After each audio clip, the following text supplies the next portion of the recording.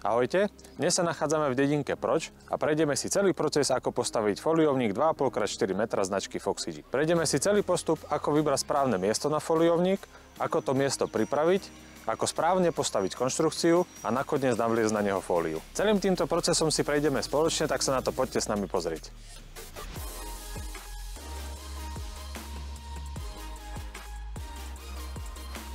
Na stavbu foliovníka sme mali pripravené dve rôzne miesta. Nakoniec sme sa rozhodli pre toto miesto po mojej ľavej ruke. Je evidentne rovnejšie a presvetlené už od skoršieho rána. To druhé miesto, ktoré sme zvažovali, sa nachádza na tejto strane, ale keďže je tu mierny svah a blízko plota, tak sme si ho nakoniec nevybrali. Prvý krok, a to výber miesta, máme za sebou. Teraz pristupujeme k druhému kroku a to znamená, že tento tu priestor potrebujeme pripraviť. Čo znamená pripraviť? Pripraviť znamená, potrebujeme ho rozhrabať, zrovnať, namerať si presnú pozíciu konštrukcie a potom vykopať základ, do ktorého sa tá konštrukcia položí.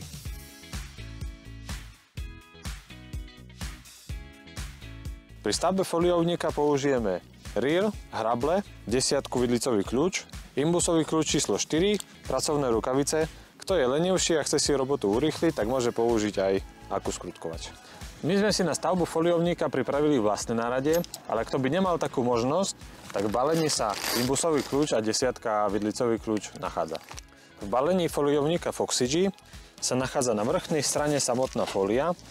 Pod fóliou sa nachádzajú prvky konštrukcie. V tomto balení sa nachádzajú jednotlivé skrutky a všetko potrebné na montáž konštrukcie. Okrem toho je tu detailný popis dielov a vizuálny postup, ako postaviť foliovník. A nakoniec bezpečnostné upozornenia a rady, ako sa o ten foliovník starať. Čiže v balení sa nachádzajú samotné skrutky s matičkami. A na tej skrutky tu máme aj imbusák a desiatku kľúčik. Ďalej tu máme silón, nejaké pätky alebo kotviace tie ihlice do zeme. A samozrejme ešte tu máme aj rukavice, textilné, platené, na bezpečnejšiu prácu, aby sme sa neporezali.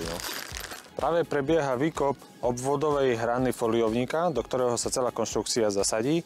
Ideálna hĺbka toho výkopu je približne tých 15 cm.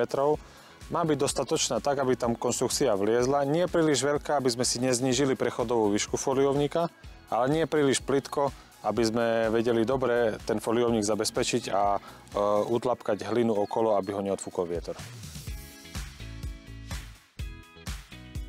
Takže prvý krok a druhý krok máme hotový, pripravili sme si základ a teraz pristupujeme ku stavbe samotnej konštrukcie foliovníka.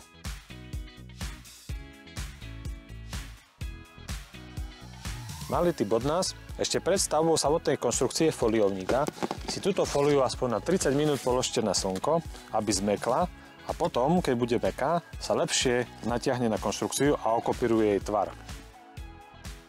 Dobrý foliovník znamená aj kvalitná fólia. Naše foliovníky značky Foxygy majú 140 g na metr štvorcový a až 7% UV ochranu. Zároveň majú obojstranný zips a až dvojité prešívanie.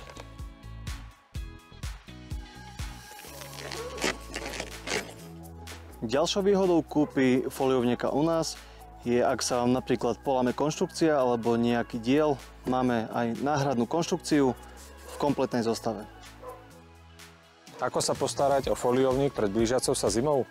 My odporúčame za každej okolnosti dať fóliu z foliovníka dole. Zabezpečí to, že foliovník sa nepoškodí pod náporom snehu a konštrukcia ostane celá.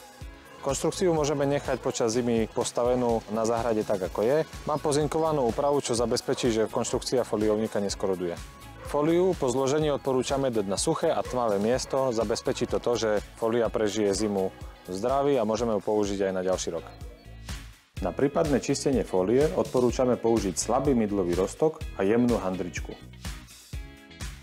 Ďalší typ pri stávaní foliovníka.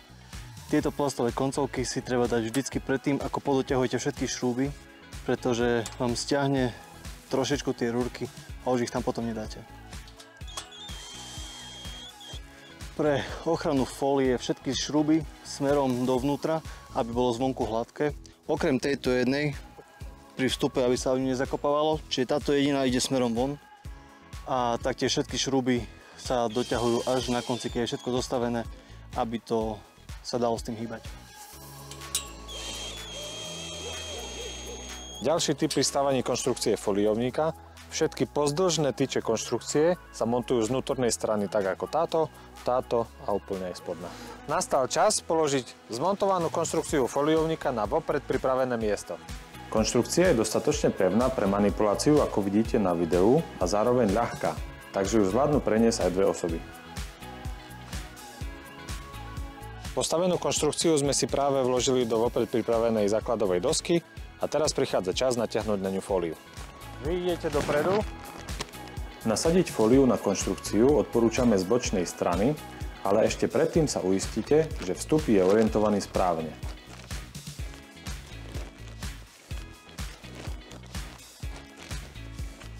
Dobrý foliovník poznáte aj podľa toho, aký veľký je previs fólie po nahodení na konštrukciu. Foliovníky značky Foxygy majú previs 15 až 20 cm, to znamená, že nám vzniká miesto na zaťaženie týmito napríklad kameňmi alebo dlažobnými kockami, čo nám zabezpečí dobrú stabilitu a bezpečnosť proti odfúknutiu vetrom. Aby vám zipsovanie nerobilo problém, odporúčame vám pri finálnom ukotvení foliovníka kotviť ho zazipsovaný. Vďaka dostatočnému previsu fólie sme obložili celý foliovník po obvode kameňmi. Vynechali sme vstup do foliovníka, tam je fólia uvoľnená, aby sme ju mohli zipsovať. Po celom obvode následne nahrabeme vykopanú zeminu a udupené. Takto by mal foliovník zvládnuť bežné poveternostné podmienky. Viete, čím sa vyznačujú fólie foliovníka značky Foxygy? Fólia má grama 140 g na metr štvorcový plus kaširovanú štruktúru, čiže je odolná voči ťahu a tlaku. Majú upevňovacie oká na dodatočné upevnenie šnúrov. Okná majú suchý zips po celom jeho obvode, vstávanú moskytieru a šnúrku na pripevnenie fólie. Dvere, ktoré sa dajú vyrolovať a upevniť na takéto zaklapávacie klipsne. Obojstranný zips, ktorým vieme foliovník zazipsovať zvonku, ale aj znútra. Kvalitnú kaširovanú fóliu a dvojité prešívanie spojov. Dostatočne dlhý previs fólie na zaťaženie foliovníka po celom obvode zeminou.